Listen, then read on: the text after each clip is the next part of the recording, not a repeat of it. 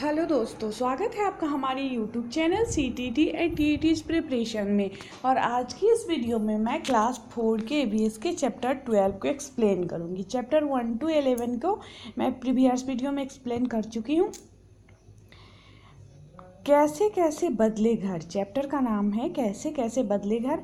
मैं हूँ चेतन दास। सालों पहले मैं तुम्हारे जैसे छोटे छोटे बच्चों को पढ़ाया था। आजकल अपने बीते हुए दिनों के बारे में लिखता हूँ। आज मैं तुम्हें अपने बारे में बताता हूँ। अब ये अपने बारे में बता रहे हैं कि कैसे कैसे इतने सालों में बदलाव हुआ है। एक बड़ा बदलाव बात तब की है जब मैं 9 वर्ष का था, समझो लगभग 60 साल पहले। उस समय हम डेरा गाजी खाने में रखते थे। अब वह जगह पाकिस्तान में है। अब देखिए गाजी खान पाकिस्तान में है। आसपास बहुत गड़बड़ हो रही थी, पर उस समय मुझे कुछ भी समझ में नहीं आया था। बस बाबा ने बताया कि हमें अपना गांव छोड़कर दूसरी जगह जाना है। पहले हम लोग शिक्षक संकेत देख लेते हैं कि इस पाठ को शुरू करने से पहले बच्चों को अंग्रेजों से भारत की आज़ादी और देश के बंटवारे के इतिहास के बारे में बताया जा सकता है। और नक्शे में भारत और पाकिस्तान दिखाए। यहाँ देखिए, भारत और पाकिस्तान में जो बंटवारा हुआ था उससे संबंधित है यह चैप्टर। तो इसलिए शिक्षा के लिए संकेत है कि पाठ को शुरू करने से पहले बच्चों को अंग्रेजों से भारत की आज़ादी और देश के बंटवारे के बारे में के इतिहास के बारे में थोड़ा बहुत बताया जा सकता है। और नक्शे में भी भारत और पाकिस्तान दिखाना है बच्चे को। मुझे अपना घर अपना गांव छोड़ना बिल्कुल भी अच्छा नहीं लग रहा था। वही तो थे मेरे सारे दोस्त, मैं, बाबा, अम्मा, मेरे 3 छोटे भाई बहन और आसपास के बहुत सारे लोग। रेलगाड़ी में बैठकर दिल्ली आ गए। लोग बातें करते थे कि हमारा देश 2 हिस्सों में बंट गया है, भारत और पाकिस्तान। भारत में रहने वाले बहुत सारे लोग भी पाकिस्तान चले गए थे। हम कुछ दिन कैंप में रहे। कैंप एक बड़े से मैदान में बड़े बड़े तंबू लगाकर बनाया गया था। एक नई शुरुआत। एक दिन बाबा ने बताया कि हमें सोहना गांव में ज़मीन मिली है, अब हम वहीं अपना घर बनाएंगे। मैं बहुत खुश था। बाबा और अम्मा से मिलकर घर बनाया। हम बच्चे भी कहाँ पीछे रहने वाले थे। बाबा ने पास से ही मिट्टी खोदी। हमने परात भर कर माँ को पकड़ाई। गुड़िया ने अम्मा के साथ मिलकर उसमें भूसा मिलाया और बाबा ने दीवार बनाई। देखिए उस समय कैसा घर बना था और उसमें क्या क्या चीज़ मिलाया गया था।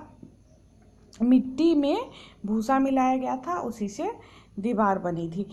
हम आसपास के घरों से गोबर ले आए। अम्मा ने उसे मिट्टी में मिलाया और ज़मीन पर लिपाई की, बिल्कुल वैसे ही जैसे वे पुराने घर में करती थी। अम्मा कहती है कि इससे मिट्टी में कीड़ा नहीं लगता। देखिए बहुत ज़्यादा इंपॉर्टेंट है और पिछले CTT एग्ज़ाम में पूछ भी चुका है कि जब मिट्टी को जब गोबर से लिपा जाता है तो उससे फ़ायदा होता है कि इससे मिट्टी में कीड़ा नहीं लगता है। इसीलिए घर की लिपाई, जहाँ पे फर्श नहीं बना हुआ रहता है वहाँ पे उसको ज़मीन को गोबर से लीपा जाता है। बस अब छत बनानी रहती थी। बाबा ने लकड़ी के फट्टे जोड़ जोड़ कर फ्रेम बनाया और उसमें चारों दीवारों पर टिका दिया। लकड़ी को दीमक न लग जाए इसके लिए नीम और कीकर की लकड़ियाँ इस फ्रेम में बिछा दी। देखिए यह भी इम्पोर्टेंट है कि लकड़ी में दीमक नहीं लगता है, किसमें, नीम और कीकर की लकड़ी में, इसलिए फ्रेम बिछा दिया गया। अम्मा ने पुरानी बोरियों पर बिछाकर मिट्टी से लेप लगा दिया। आसपास के ज़्यादातर सभी घर ऐसे ही बने थे, पर मुझे अपना घर सबसे अच्छा लगता था। वह बिल्कुल हमारे पुराने घर जैसा था। और ये सब क्वेश्चन है बच्चों के लिए और अध्यापक के लिए संकेत है, या ज़रूर देख लेंगे हम लोग कि सोहना गांव हरियाणा में है। सोहना गांव जो है यह हरियाणा में है।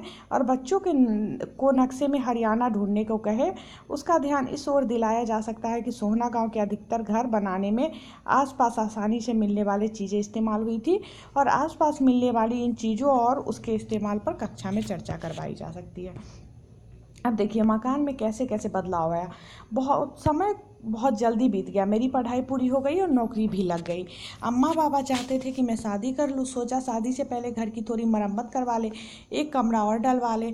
शहर से सीमेंट का बहुत चलन था। कहते हैं इससे मकान में बहुत मजबूती रहती है। मैंने बाबा और अम्मा की सलाह से नए कमरे की छत लोहे और सीमेंट से पक्की बनवाई। बाज़ार से तब कच्ची ईंटें भी मिलती थी। कमरे की दीवार हमने इन ईंटों से बनवा ली। इससे यह फ़ायदा हुआ कि इन्हें हर हफ्ते लीपना नहीं पड़ता था। साल में एक बार इस दीवारों की चूने से पुताई कर देते थे। हमारे आंगन में छोटी सी पक्की सी रसोई भी बनवाई। उसमें एक तरफ मिट्टी का चूल्हा बनाया और दूसरी तरफ बर्तन रखने की जगह फिर मेरी शादी हो गई। मेरी पत्नी सुमन इसी घर में दुल्हन बनकर आई थी। वह रसोई के नीचे बैठकर रोटियां पकाती और पूरा परिवार चटाई पर बैठकर एक साथ खाना खाता। सच वे दिन भी क्या दिन थे। गांव के लोग तब टॉयलेट के लिए खेतों में जाते थे। कुछ लोगों ने इसके लिए घर में ही इंतजाम किया हुआ था। हमने भी वैसा ही किया। पिछवाड़े में कच्ची ईंट लगाकर एक छोटा सा टॉयलेट बनवा लिया। यहाँ भी क्वेश्चन है बच्चों के लिए। और भी बदलाव। मेरे 2 बेटों और एक बेटी उसी घर में मेरे 2 बेटे और एक बेटी उसी घर में पैदा हुई। समय कैसे बीतता गया पता ही नहीं चला। बच्चों ने की पढ़ाई पूरी हो गई। 15 साल पहले हमने बेटी सिम्मी की शादी फुलवारी में कर दी। जब राजू की शादी की बात चली तो सभी को लगा कि इसे दुल्हन के आने से पहले पूरे घर को पक्का करा ले। तब हमारे गांव में पक्की ईंटों का चलन शुरू हो चुका था। इससे दीवारें पक्की ईंटों से बनवाई गई और छत पर लेंटर डलवा दिया। फर्श भी मार्बल के दानों और सीमेंटों से पक्का करवा दिया। टॉयलेट में भी एक ऐसा ही इंतजाम करा दिया कि मलमूत्र पाइपों से बाहर निकल जाए। रसोई घर पहले से बड़ा करवाया। राजू की बहू अब बैठकर मिट्टी के चूल्हे पर नहीं बल्कि खड़े होकर गैस स्टोव पर खाना बनाती। अब अध्यापक के लिए संकेत है कि बच्चों से पूछा जा सकता है कि वे दूसरों से टॉयलेट साफ करवाने के बारे में क्या सोचते हैं। क्या वे किसी जगह के बारे में जानते हैं जहां आज भी ऐसा होता है। नई नई चीज़ें देखिए। मेरे छोटे बेटे मोंटू की जब नौकरी लगी तो वह दिल्ली जाकर बस गया। उसका पूरा परिवार दिल्ली में ही रहता था। मैं और सुमन कभी मोंटू के पास दिल्ली में रहते तो कभी राजू के पास सोहना में।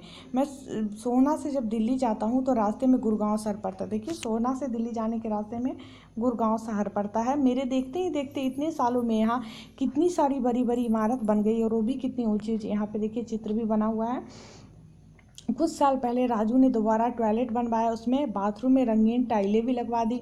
नहाने की जगह पर फिजूल इतना पैसा खर्च किया। मैं अब 70 वर्ष का हूँ। इतने सालों में मैंने अपने घर में ही कितने बदलाव देखे। पता नहीं मेरे पोता पोती बड़े होकर कहाँ रहना चाहेंगे और कैसा होगा उनका घर। पता नहीं डेरा गाजी खाना में अब कैसे मकान होंगे। मेरे सभी दोस्त भी कहाँ होंगे।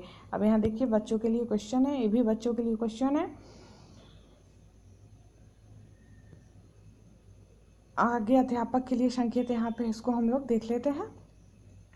तुम्हारे स्कूल के आसपास यदि कोई इमारत या मकान बन रहा हो तो वहाँ बच्चों को ले जाया जा सकता है। तो बच्चों को कहीं अगर स्कूल के आसपास में मकान या इमारत बन रही है तो वहाँ बच्चे को ले जाना चाहिए और वहाँ मकान बनने में जो जो सामग्री का इस्तेमाल हो रहा है उससे बच्चों को परिचित करवाना चाहिए।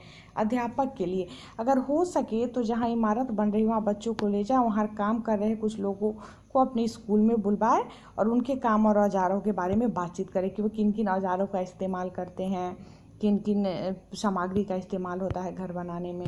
यहाँ पे चैप्टर हमारा समाप्त होता है। आगे के वीडियोज़ में मैं और भी आगे के चैप्टर को एक्सप्लेन करूँगी। तो इसके लिए आप मेरे चैनल को सब्सक्राइब जरूर करें। साथ में बेल आइकन को भी प्रेस कर दें ताकि जब भी मैं कोई नया वीडियो अपलोड करूँ तो उसका नोटिफिकेशन सबसे पहले आपके पास पहुँचे। अगर आपको मेरा वीडियो पसंद आ रहा है तो इसको लाइक और शेयर ज़रूर करें। धन्यवाद।